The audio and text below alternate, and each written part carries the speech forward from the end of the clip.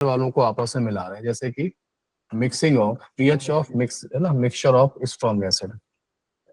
देखिए pH of mixture of strong acids. Strong acid का जो पीएच है उसको कर लेते हैं, pH of mixture of strong acid. Strong acid का बात कर लेते हैं, ठीक है, इस तरीके से। तो pH of mixture of strong acid की डिस्कशन में अगर हम बात करते हैं तो कैसे होगा रास्ता, क्योंकि बात स्ट्रॉन्ग एसिड की चल रही है तो यहाँ भी रास्ता कौन सा गुजरेगा, यहाँ भी रास्ता नॉर्मेलिटी से ही जाएगा, यहाँ भी रास्ता नॉर्मेलिटी से ही जाने वाला है। तो इसको भी अपन सीखते हैं, एक क्वेश्चन के थ्रू सीख लेते हैं, है ना। जैसे कि एक क्वेश्चन आपको दूं इसमें, और वो है कि 200 ml 0.1 molar HCl plus 400 ml 0.1 molar H2SO4 और इसमें 400 ml वाटर भी मिला दो, ठीक है। अब इसका अपने क्वेश्चन पूछा जा रहा है आपसे, इसका पीएच बताना है आपको, फाइन पीएच, है ना, ये क्वेश्चन मार्क है, इसका पीएच बताना है। तो हो क्या रहा है कि आपको ये वाला पहला कंपोनेंट ये भी स्ट्रॉन्ग एसिड है, ये भी स्ट्रॉन्ग एसिड है, दोनों को मिलाया गया तो ये भी पानी में जाके 8% कंट्रीब्यूट करेगा, ये भी पानी में जाके 8% कंट्रीब्यूट करेगा, तो दोनों का नेट आपको लेना पड़ेगा, है ना। और मैंने क्या बोला है कि यहाँ पर भी आपको नॉर्मेलिटी से होके गुजरना पड़ेगा। तो जब आप सिंगल कंपोनेंट था तो एक ही कंपोनेंट की नॉर्मेलिटी निकालते थे, जब आप दोनों मिला रहे तो या तीन मिला रहे तो सबको मिला के नॉर्मेलिटी निकालना पड़ेगा, and that called resultant normality of the solution. तो ऐसे केस में आपको क्या करना पड़ेगा, इसका जब आंसर बनाओगे ना, तो now we have to calculate, now we have to calculate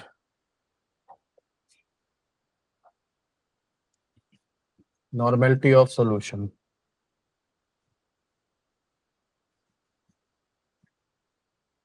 तो जो रिजल्टेंट नॉर्मेलिटी ऑफ सॉल्यूशन था वो क्या हो जाएगा, वो जाएगा N1V1 plus N2V2 upon V1 plus V2। ये फॉर्मूला आपको लगाना है,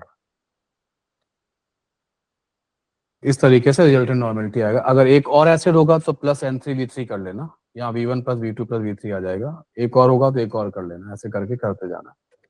ये जो रिजल्टेंट नॉर्मेलिटी ऑफ सोल्यूशन निकलेगा ये वास्तव में सोल्यूशन की H plus ion concentration total को बताएगा।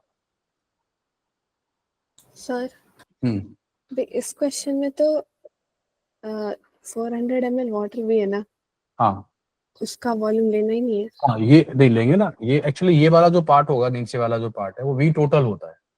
अच्छा हाँ अभी तो फॉर्मूले लिखते समय तो ये ऐसे ही लिखूंगा V1 plus V2, but reality है कि अगर पानी वगैरह, इसीलिए वो कराया है, इसीलिए लिखा भी है कि यही डाउट जो आपने पूछा है, इसी डाउट के लिए हमने वहाँ पे 400 ml लिखा है कि यहाँ पे टोटल वॉल्यूम डिवाइड करना पड़ता है ना। बट अभी हमने फॉर्मूला तो क्या लिखा है, V1 प्लस V2 ही लिखा है। अगर पानी वगैरह और मिला है तो वो उसका वॉल्यूम भी आपको क्या करना पड़ेगा, ऐड करना। हाँ तो चलो बताओ भाई, इसकी नॉर्मेलिटी बताएंगे कितना आएगा, HCl का नॉर्मेलिटी बताएंगे कितना आएगा। नॉर्मेलिटी याद है क्या था, मोलरिटी इंटू वैलेंसी फैक्टर। इसका वैलेंसी फैक्टर कितना आएगा, 1 आएगा, एक ही 8% देता है, तो 0.1 मोलरिटी इंटू 1, ये 0.1 आ जाएगा। इसका नॉर्मेलिटी क्या होगा, 0.1 इंटू वैलेंसी फैक्टर 2, तो 0.2 हो जाएगा। V1 V2 आपको पता है, रख दो भाई कितना आ रहा है। तो ये रिजल्टेंट नॉर्मेलिटी जो निकल के आएगा वो क्या आएगा, N1 की वैल्यू 0.1, V1 कितना 200 ml, N2 कितना 0.2, V2 कितना 400 ml,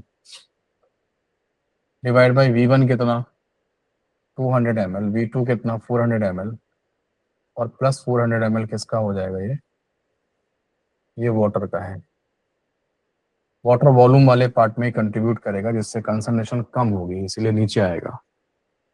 ऊपर में 20 प्लस 80 100 हो रहे हैं, नीचे भी 1000 हो रहा है, तो मैंने डेटा थोड़ा सा ठीक कर दिया है, अच्छा डेटा रखा हुआ है ताकि कैलकुलेशन में कोई दिक्कत ना आया, है ना। तो ये क्या हो जाएगा, ये 0.1 आ जाएगा। Yes sir.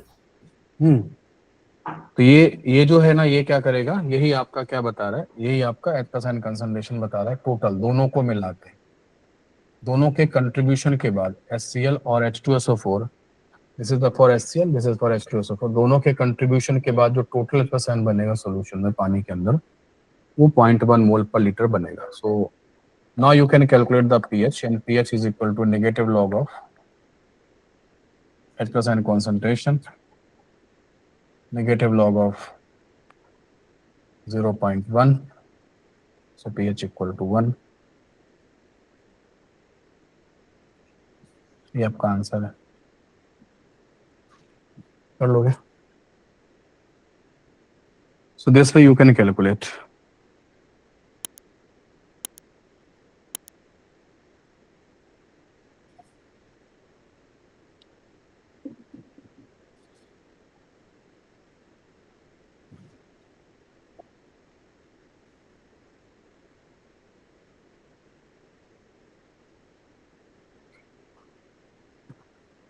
हो गया, बोलो. तो अब हम लोग नेक्स्ट हेडिंग लिख लेते हैं.